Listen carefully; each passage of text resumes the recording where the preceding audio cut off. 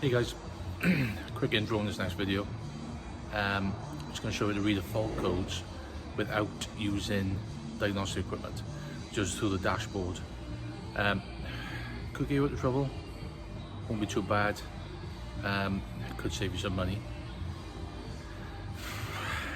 It's worth a shot. A lot of things need programming and need setting and all sorts of things, but hi guys, I'm going to show you a quick video of how to read the fault codes, which will hopefully get you out of trouble. You won't be able to do a massive amount with them, but it might give you a bit of a heads up. Could save you a bit of money in the long run. So if you want to know how to get into it, go back to one of my previous videos on maintenance light reset for the controls, because I'll be using the steering wheel controls on the right hand side of the steering wheel. So menu, across the truck, diagnostics, fault codes. Now you'll see the abbreviations on the left and the number of codes on the right. The number displayed will only be the active codes. If there's no number on it, there's no active codes. Doesn't mean there's no stored codes or no codes in it, no intermittent codes, but no active codes.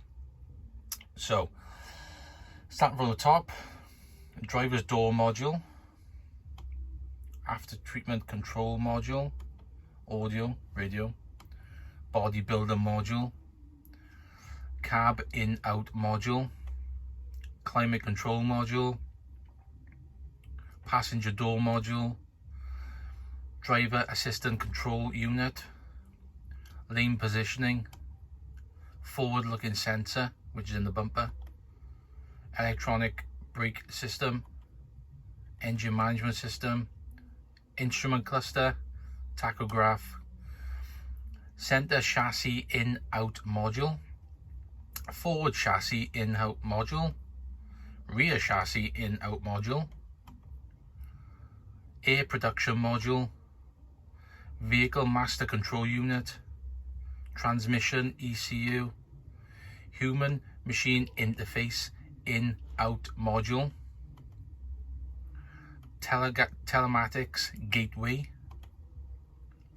and then exit. So go all the way back up to the top.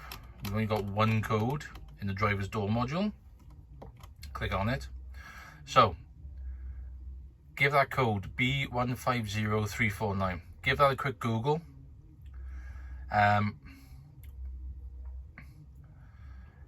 You'll probably find the codes do cross-reference to other things, but it should give you a rough estimate. So on this one, a quick Google has said driver's control panel, electronic control panel failure. So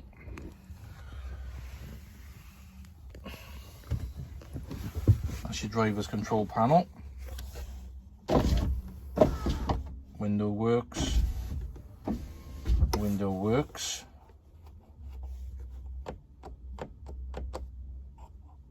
Mirror does not. Passenger mirror, no, passenger mirror doesn't work either.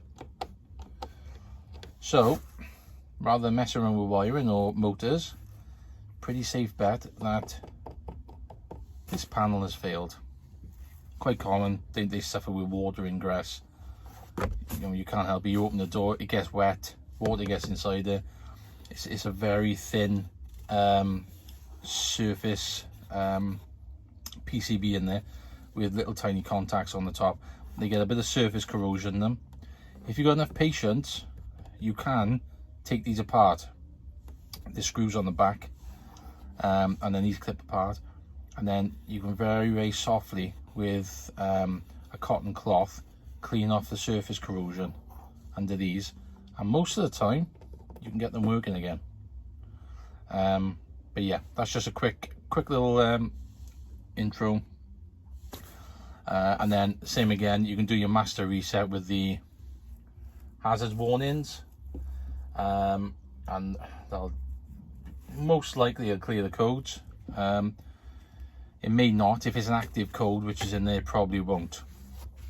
So we'll give it a quick try anyway. See what we got. So ignition off.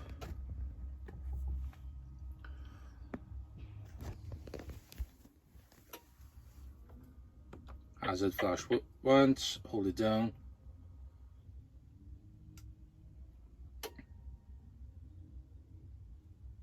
Click.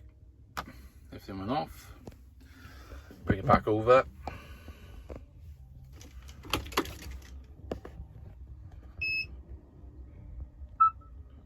Ignition on, let everything just run through its little initialization.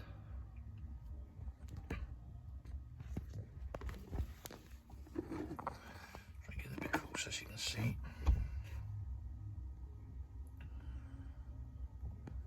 Okay, so let's menu back in, across the truck.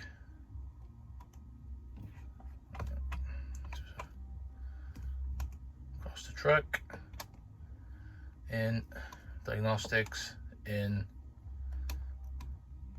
what do we think, is it still there? Yes, it's still there, which means it's an active fault.